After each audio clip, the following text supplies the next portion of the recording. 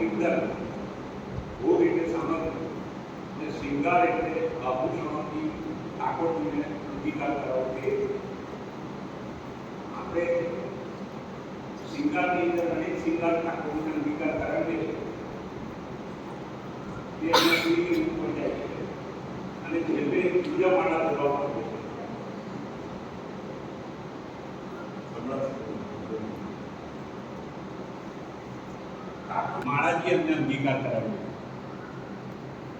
તો ઠાકોરજીના શ્રી અંક પર માળાજી આવે. હવે માળાજી એટલે શું છે? પુષ્પનો એક સમૂહ. અત્યારે હું અહીંયા બેઠો હતો ને ઠાકોરજીના શ્રી અંક પર માળાજી જોઈ ત્યારે મને એવો ભાવ ઉત્પન્ન થયો કે આટલા બધા છે પણ માળાજી બહુ નાની. પણ ઠાકોરજી ભાવના પૂછે છે સ્વીકાર કરી લીધો. બાકી આપણે જે ચિત્રજી મૂકીએ કે કોઈ સ્વરૂપ મૂકીએ તે આપણા પુષ્ટિ પ્રભુ છે. ઘરમાં બેઠેલા પુષ્ટિ પ્રભુ હોય, આ હવેલીમાં હોય કે અહીંયા બેઠેલા હોય, એ બધા એક જ છે. આપણો ભાવ એવો હોવો જોઈએ. હમણાં જ કોઈ કહ્યું કે ઉત્તમ વસ્તુના ભોગતા છે ઠાકોરજી. તો ઠાકોરજીને માળા પણ ઉત્તમ જ જોઈએ અને એમને ગમે તેવી જોઈએ. તો મને થયું એટલા માટે ઠાકોરજીએ માળાજી નાની બનાવી કે જેથી કરીને આજે માર્ગદર્શન મળે કે ભાઈ હવે ઠાકોરજી માળાજી મોટી કરવાની. મૂળ વાત આવે છે પુષ્પ ઉપર કે ફૂલ ઉપર. આપણા પુષ્ટિ માર્ગની અંદર જ્યારે આપણે બધા પુષ્પને લઈને કંઈક મૂકીએ કે કશું બનાવીએ તેનું નામ માળાજી. પણ પુષ્ટિ માર્ગ સિવાયના જે લોકો છે, પ્રવાહીમાં છે અને મર્યાદામાં છે, એ લોકો જ્યારે પુષ્પ લઈને જે કંઈ પૂછે અને હાર બનાવે તેને હાર કહેવાય. એ મર્યાદા નામ. એ મર્યાદા માર્ગમાં કેવું છે કે હાર દરેક દેવી દેવતાઓને ચાલે અને કોઈ ઠેકાણે સારો પ્રસંગ હોય ત્યાં આગળથી માણસોને બી હાર પહેરવામાં આવે છે. તો એ હાર અને આપણી માળાજી એ તેમાં ફેર છે. પેલા પુષ્પ છે જેમ દરેકને પુષ્ટિ માર્ગની અંદર સ્થાન મળે જ નથી. કેટલાક મર્યાદામાં છે, કેટલાક પ્રવાહીમાં છે, કેટલાક પુષ્ટિમાં છે. એવી રીતે દરેક પુષ્પ જે આવે છે તેને પુષ્ટિની અંદર સ્થાન નથી મળ્યું. એટલે કેટલાક એવા સિલેક્ટેડ પુષ્પ છે તેને જ પુષ્ટિની અંદર સ્થાન મળ્યું છે. તો એ આપણા પ્રભુ સ્વીકાર કરે છે, બધા સ્વીકાર નથી કરતા.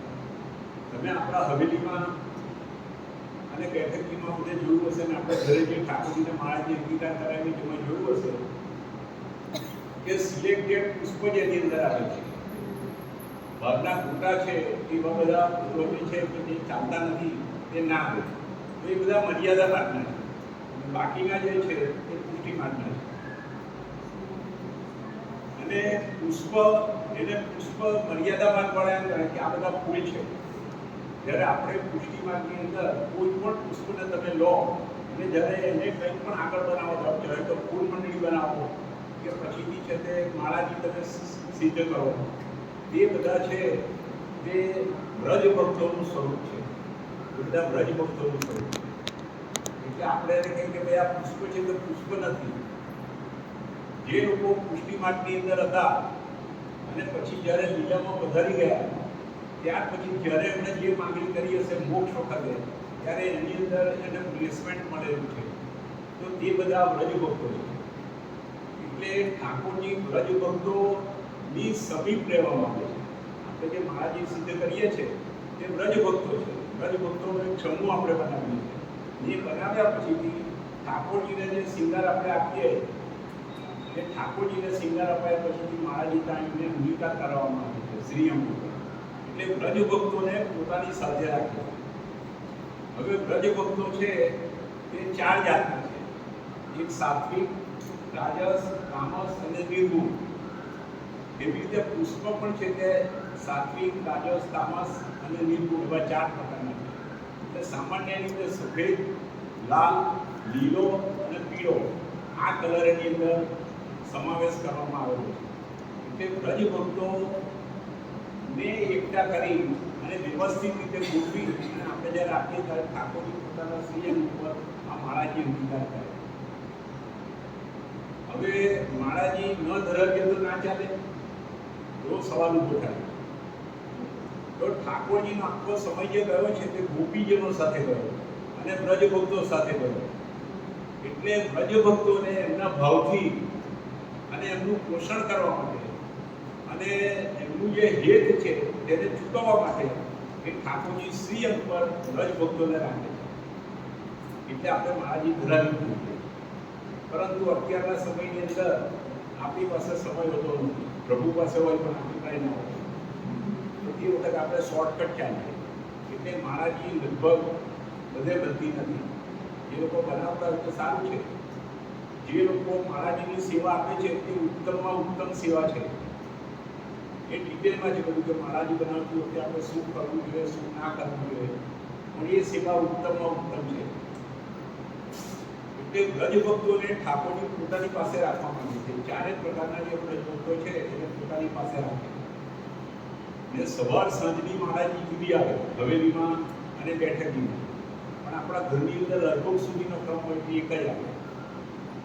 ને જ્યારે રાજભોગમાં ઠાકોરજી બિરાજે ત્યારે વ્રજ ભક્તો એમની સાથે ન રહે. એમને કહે કે હવે તમે નિકુંજોમાં જાઓ ને ત્યાં આગળની વ્યવસ્થા કરો, એટલા માટે એ મહારાજી બળી કરવામાં આવે. અને ફરી ઠાકોરજી જ્યારે રાજભોગ ગ્રહણ કરી લે અને રાજભોગ આરતીનો વખત સમય થાય એ વખતે પાછી એ મહારાજીને અંગીકાર કરવામાં આવે છે. અને તરત જ થોડી વારમાં 2 મિનિટમાં એને પાછી લઈ લેવામાં આવે છે. પછી મહારાજી અંગીકાર કરીને ઠાકોરજી રાજભોગમાં બેસતા નથી. એક ક્ષણ કે 2 ક્ષણ માટે જ બેસે. એટલે વ્રજ ભક્તોને આ કહે છે કે હવે તમે જાઓ નિકુંજમાં મારી સેવામાં જાઓ. એટલે વ્રજ ભક્તોના અભાવ છે. વ્રજ ભક્તો આપણે 4 પ્રકારના કીધા. તો તમે ઘણી વખતે જોયું છે કે જે મોટા મોટા ઉત્સવ આવે છે એમાં 4 વખત દર્શન થાય. રથયાત્રા તમે જુઓ, પછી ધૂળેટીના ખેલ જુઓ, પછીથી દેવ દિવાળી આવે એટલે કે તુલસી વિવાહ, એ વખતે પણ 4 ખેલ થાય છે. આ બધાની અંદર આ 4 વ્રજ ભક્તોનો રોલ છે. આપણને જેમ માદા પડ્યા હોય ને કોઈ ઇન્જેક્શન આપણને આપે તો તે વખતે આપણને દુખે, પણ પછી આપણને ખબર પડે કે આ ઇન્જેક્શન મને માર્યું એટલે હવે મારો તાવ લેશે. એવી રીતે વ્રજ ભક્તોને અત્યારે જ્યારે આપણે સિદ્ધ કરવા બેસીએ છીએ ત્યારે દોરો અને સોય એ 2 લઈને આપણે બેસીએ. તો વ્રજ ભક્તને સોય આપણે મારીએ તો એને દુઃખ તો થાય ને. એને દુઃખ થાય કે મને હું આમ બેઠો તો મને સોય કરી આ લોકોએ ભૂજી દીધી. પણ વ્રજ ભક્તોને તે વખતે આનંદ થાય કે હવે હું ઠાકોરજીની સમીપ જઈ ગયો. આ ભાવ છે નહીં. એટલે આપણને પણ જ્યારે જ્યારે આવું થાય, મુશ્કેલી આવી પડે એટલે સોય જેવું જ્યારે દર્દ થાય ત્યારે સમજવાનું કે હવે આપણું જે બધી ક્રિયાઓ છે તેનો અંત ભાગ આવી ગયો છે. હવે આપણે ધીમે ધીમે ઠાકોરજી તરફ જઈશું. એટલા બ્રજ ભક્તોના ભાવ છે એટલે બ્રજ ભક્તોને ખૂબ આનંદ થાય છે કે હવે ઠાકોરજીની પાસે ગયા. તમે જોયું હશે કે જ્યારે વલ્લભના બાળકો પધારે ત્યારે મુખ્યની શું કરે છે કે તેના આગળ આવીને છેલ્લે એમને માળાજી અર્પણ કરી જાય અને પાન પીડા અર્પણ કરી જાય. તો વલ્લભ એ સ્વામીજીનું સ્વરૂપ છે. વલ્લભ તો ત્યાં આગળ માળાજી અર્પણ કરવાનો ભાવ એ છે કે બ્રજ ભક્તો આવીને એમ કે છે શ્રી વલ્લભને કે ચલ રાધે તો ઈ શ્યામ બોલાવે. કીર્તન છે ચલ રાધે તો ઈ શ્યામ બોલાવે. રાધાજી એટલે શ્રી વલ્લભ તો કહે છે કે તમને ઠાકોરજી બોલાવે છે માટે જાઓ. આ બ્રજ ભક્તો જ વિનંતી કરી શકીએ, આપણે કરી શકીએ નહીં. તો સુંદર મજાની આ સેવા છે. એની અંદર ફૂલ મંડળી ઉપર એ થયું છે કે ફૂલ મંડળી એટલે શું કે ઠાકોરજી ની આજુબાજુમાં જે પરિકર છે તે ફૂલોથી સજાવવામાં આવે. અત્યારે આપણે ફૂલ મંડળીમાં મોટે ભાગે કેવું થાય છે કે ફૂલ મંડળી હોય તેના આપણી તરફનો જે ભાગ છે તેમાં ફૂલને મૂકવામાં આવે તો આપણે ડેકોરેશન જોઈ શકીએ. પણ ઠાકોરજીને ભાગે જો જોવામાં આવતું હોય તો લાકડું, એની પાછળનું લાકડું.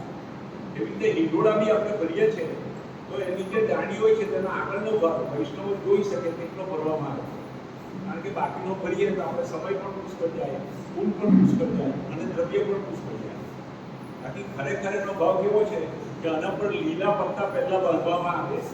કારણ કે લાકડા પર બ્રજ ભક્તો રહે ના કોઈ દિવસ, એટલે લીલા પાન એના પર મૂકવામાં આવે બંને બાજુ અને પછીથી ફૂલ મૂકવામાં આવે અને ધીરે ધીરે એને બધા ભરવામાં આવે. મહારાજી બી જે છે કે મહારાજી આજે જો આ તમને સેમ્પલ બતાવું. આમાં એકનું પદક છે આગ કીધું તો મહારાજીની શરૂઆત કરું તો પહેલા નંબરની મહારાજી એકની પદક એમાં આજુબાજુ કશું આવે નહીં. પછી મહારાજી જે તમે બનાવો છો એમાં પદક પણ આવે અને થાક પણ આવે. તો બે થાક અને પદક એવી રીતે મહારાજી આવે.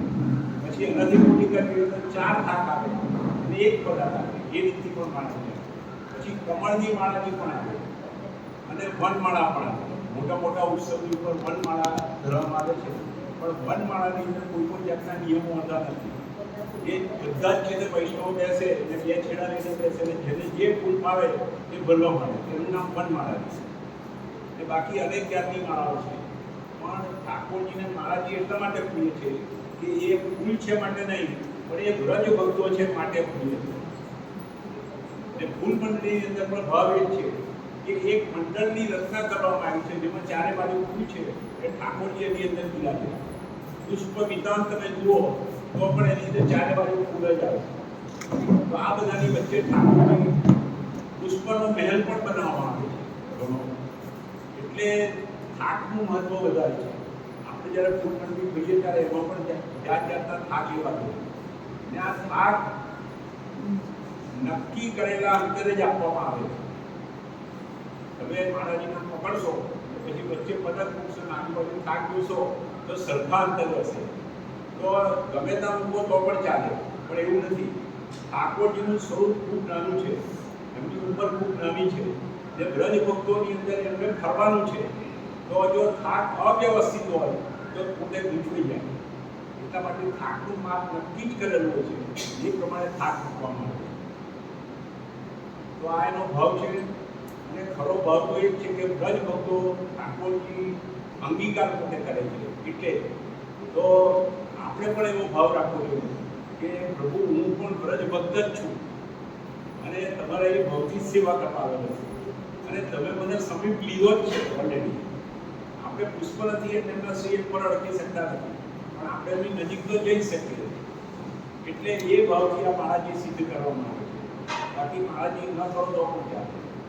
હવે મનમાં પ્રશ્ન એવો થાય છે કે આજે જે તમે મહારાજી સિદ્ધ કરો કે કાલે પછી એ જ ધરાવવાની કે કાલે બીજી તમે ધરાવો.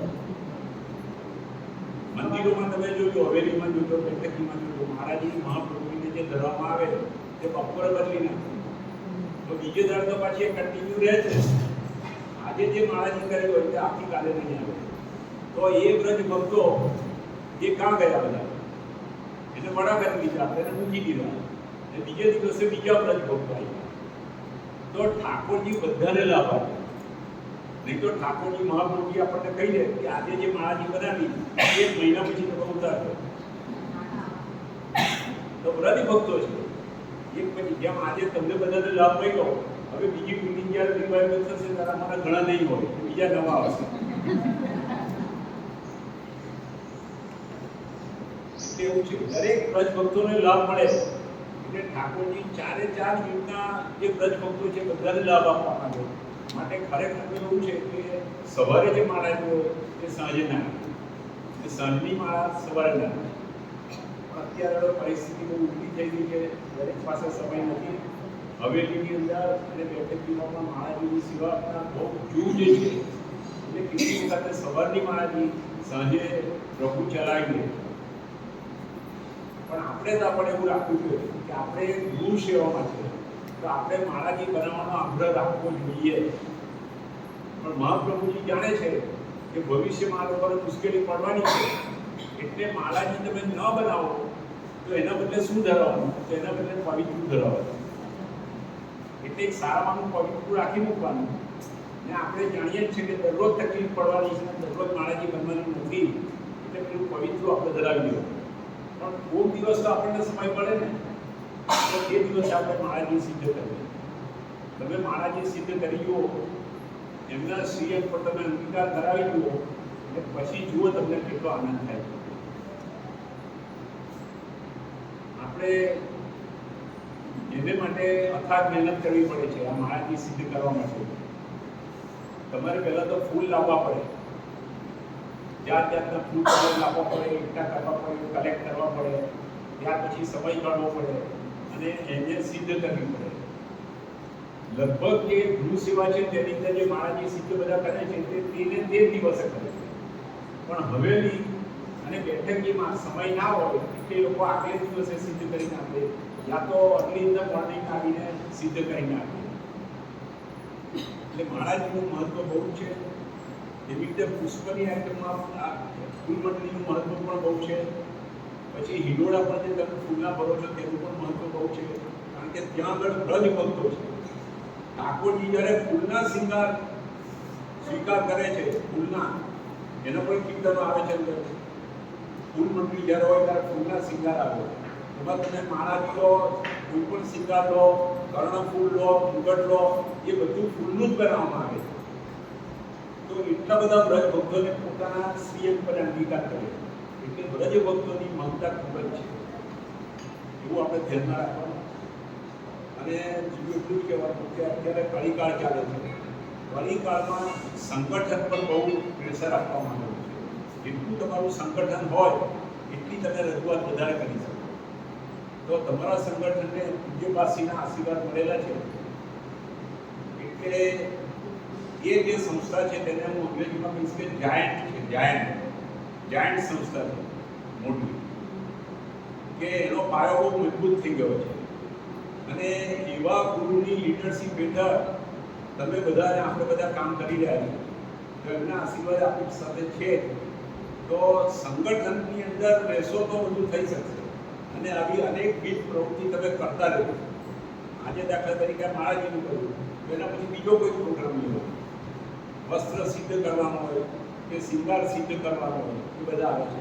અથવા કોઈ પણ આપણે ટોપિક લઈ અને ઠાકોરજીની સમીપ રહેવાનો પ્રયત્ન કરવાનો, આ એનો ઉદ્દેશ છે. માર્ગદર્શન આપણને પૂજ્યપાસી તરફથી મળે જ છે. એ લોકોના જે યુનિટ હોય આપણને આવીને બતાવી જાય કે ભાઈ તમારે બધું આ રીતે કરવાનું છે. તો આજે જો આ પ્રોગ્રામ ન રાખ્યો હોય તો આપણને માળાજી વિશે થોડું જે જ્ઞાન છે એમાં વધારો ન થયો. હવે આપણને એટલીસ્ટ એવું થશે, એવો ભાવ ઉત્પન્ન થશે કે હવે હું પણ દરરોજ માળાજી બનાવીને એમને અંગીકાર કરાવું. તો આ પ્રસંગે તમામ ગોપીજનોને મારા ખૂબ આશીર્વાદ, અને હું એવી અપેક્ષા રાખું છું કે આવો સમય જેમ જેમ આવે તેમ તમારું આવું સંગઠન મિટિંગો કરતા રહે અને એની અંદર આપણે પુષ્ટિ માર્ગને લગતી એ કાર્યવાહી બધું થાય એવી મારી ઈચ્છા છે. ખૂબ આશીર્વાદ. વલ્લભા